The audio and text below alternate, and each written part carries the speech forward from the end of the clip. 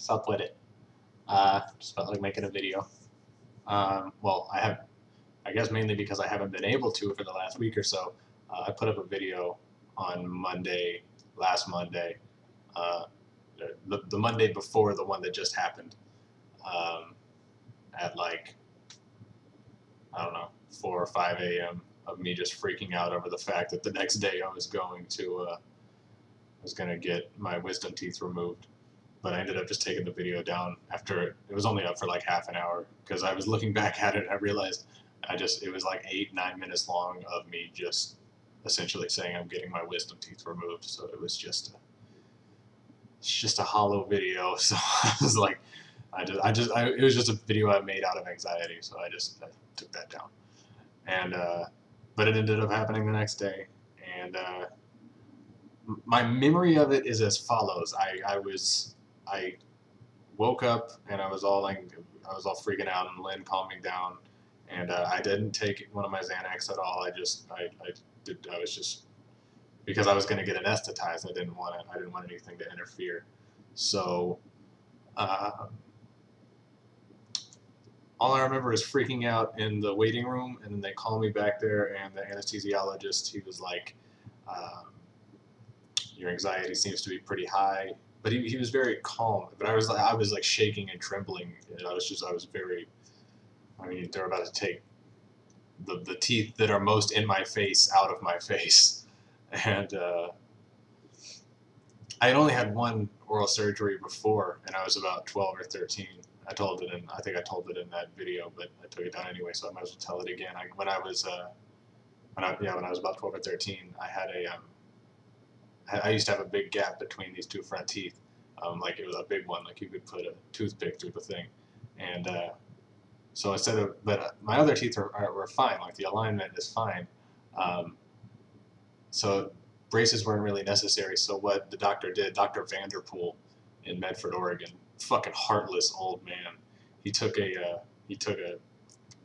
hook needle thing, and all I remember is him just going in and out with that fucking needle and like blood coming with it. And I guess that was him stitching me up, but they took out that like membrane thing that connects your top lip to your upper gum, and they took out a large piece of gum muscle between my two front teeth, and it just closed over the next 6 months or so.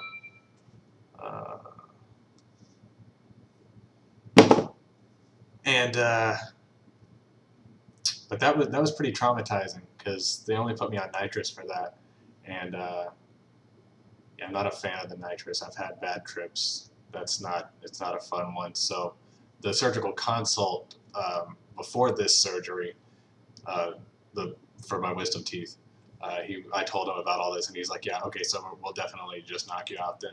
And that's what they did. So I remember the anesthesiologist, he was talking about my anxiety, and he was asking me like a scale of 1 to 10. I was like, it's about an 11. And he was just very calming and relaxing, and he just smiled, and he put the thing in my elbow like they did in my for my endoscopy. And then I don't know, it couldn't have been more than 10 to 15 seconds go by, and he's like, how's your anxiety now? And I'm like, no, I'm doing better. And then next thing I know, I was just out. And all I remember from that point, I have a flash of like getting up out of it and sitting in a wheelchair, and the next thing I know is waking up out of a nap in my bed here. And Lynn was there the whole time taking care of me and stuff. But I was miserable. She took some video of me. I was just bleeding everywhere for about 2 days, and it was miserable. And they gave me hydrocodone, and like 800 milligram ibuprofen, and then they gave me penicillin and like this dexoxatrone stuff. But I didn't want to. But I still needed to take my Xanax for the anxiety. And if I take the Xanax with the hydrocodone, there's no chance of staying awake. You just fall asleep. There's no. I don't care who you are. You take Xanax with a hydrocodone. One's a benzo. One's a painkiller. You're out. So in order for me to even function throughout the day, I had to do one or the other. So I chose the Xanax, which meant more face pain, but less anxiety. So it's been about a week since, and It seems that I'm able to eat a regular diet now. I was originally just eating like Jello and like pancakes and scrambled eggs and stuff. But they seem to have gotten tough. They didn't have to stitch me or anything. They did put one stitch in up here on the upper right, but it has come out since then. And everything seems to be closing up well. I was really afraid of getting a dry socket, but I've been sucking out of my bong over here for the last 2 or 3 days, and so far so good. But yeah, it hurt very badly for the first 3 or 4 days, and I was just miserable. I just sat there, just in my bed with Lynn just catering to me. I mean, I love her to death. She will take care of me, but fuck, I would not take care of me. I was just miserable, and I couldn't do anything. But she has a lot of video and stuff that you'll see of me. But you have to have these gauzes in your mouth that you just like bite into. You have them in all night. Oh, and the fucking breath is the worst. I still have some of the breath, but like after the bleeding stops, you still get this like oozy shit that oozes out, and you don't really have a choice but to swallow most of it. Especially at night, you wake up with your all your sockets are filled with it. So if you like barely touch it with your tongue, it's such a gnarly taste, and and you can taste your own breath, but you can't brush your teeth. So you just kind of like rinse it out with this rinse they give you twice a day. But it needed to be done. I was having like swollen lymph nodes, and it hurt, like the muscle hurt all the way down my neck here, and so it was pertinent that happened. So yeah, I just almost fucking did this again. Just almost made an 8-minute video of me just talking about my wisdom tooth removal. Anyway, but yeah, it happened, and it was fine. And my doctor, Dr. Vu, I think his name was, some Asian guy, very good surgeon. And yeah, so now my face feels a lot better. And and my teeth touch now. My teeth didn't touch for the last like 7 months or so, because they were pretty much grown in. But most of my front teeth did not touch. I couldn't touch them unless I clamped my jaw down really hard.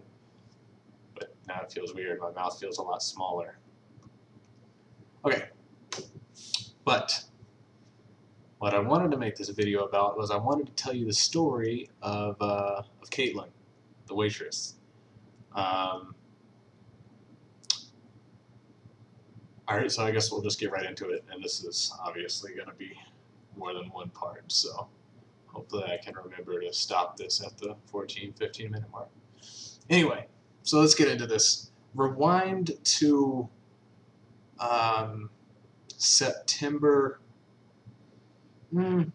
August last year, mid-August, right when right when I caught Lynn cheating on me with my sister's boyfriend and all that.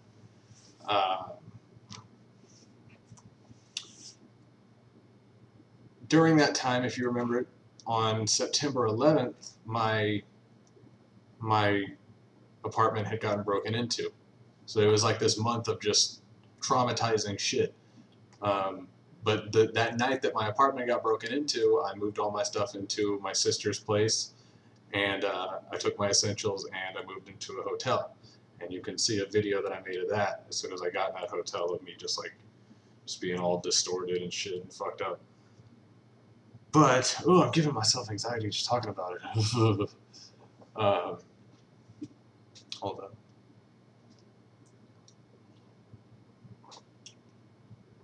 Anyway, so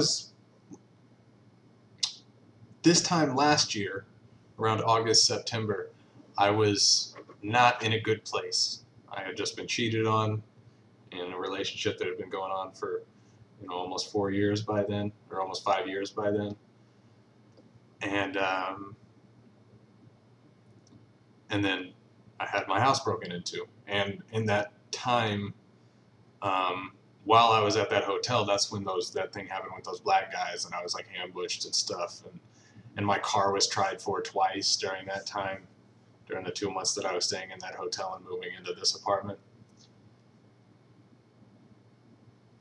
I was going through a hard time, is what I'm saying, and me and Lynn weren't necessarily together. And there's this diner that you'll often hear me refer to, House of Pies, and it's my favorite spot. It's where I eat. Usually, I try to go there at least twice a day, and I'm a local there. I've been going there for about 2 years now. Um, it used to be right on the other, on like it was one street down, so just it was on the same block as my old apartments. But now, it's a little bit out there. It's about a 10-minute drive, but I try to go down there again like twice a day, and they're open 24 hours. So I mean, for instance, I'm going there after I make this video. God, I don't know why my anxiety's. I'm sure you can hear it. My anxiety's like, ugh. Anyway, so while I was going through that period, those 2 months or so in that hotel, just like trying to find a place to put my stuff and stop being paranoid, and I had that really fucking crazy acid trip while I was there, and it was just a fuck. It was just a conglomerate of shit on my life. During that time, I got close with a waitress named Kaitlin at House of Pies, and this was when she first started working there, and she was I don't want to give too much away about her, because I don't know, maybe she'll find my videos someday, but she was very cute to me. It was her, I think it was like her first job, it seemed like, and she's just this little blonde girl, and she's just adorable. And then you gotta say, for me, I'm not really into the fuck me girls. I'm not into girls that wear like. I'm really. I mean, I guess I am if I'm just looking to get laid, but I really don't like fucking people that I just met. That's no fun to me. You know what I'm saying? I like to act. This is gonna sound gay, but I really like to get to know the person. I like to work on it. You know what I'm saying? I like to. And this was a person that I had genuine interest in meeting. She just seemed like a very interesting person. Um, Mainly because she didn't give off much about her. She was just doing her thing, but she stood out to me. But she was very cute when she first started. She was like a deer in the headlights. Like when she would come up and take people's orders, she was just very, very skitsy, and it was adorable to watch. And so I would go there every day, and I eventually I took notes on my phone, and I worked out what her schedule was, and I would come in when she was working, and it got to the point where she would um, instinctually always, not instinctually, she would just somehow always end up being my waitress, even though there's usually 3 or 4 working at a time. No matter where I sat, she would always end up being my waitress. And but we never really talked. We never really, because I guess she was just as shy as me. You know what I'm saying? I have no social skills, and I don't assume anything when it comes to women. I don't, because I've had times where I've thought there was a thing between me and a person, and so I acted upon it only to realize that uh, I wrongly assumed. So I've learned the hard way not to assume anything, and but it wasn't even about that, because I didn't want to get to know too much about her, because I didn't want to know that like she had like a boyfriend or like a kid or she was married or something. I didn't want any of that, because I was going through all that bullshit with Lynn, and it was just nice. And then I was going through all this bullshit just trying to fucking find some stability, and it was just nice to have a person to. She was just hope for the first like 6 months that I knew her. She was just this thing that was just like, okay, no matter what happens, there's always like a chance that there's a thing for me here. And so I didn't want to get to know her too much. I just liked being around her. I liked her presence. I liked to come in when she was working and, you know, have her cater to me and give me some food. And I would always tip her really nice. Like, I tip her like $10 every time. But, you know, I just, you know, I liked being around her. Hold on, I'm going to stop this so I can start the next video. But yeah, so yeah, I'll be right back.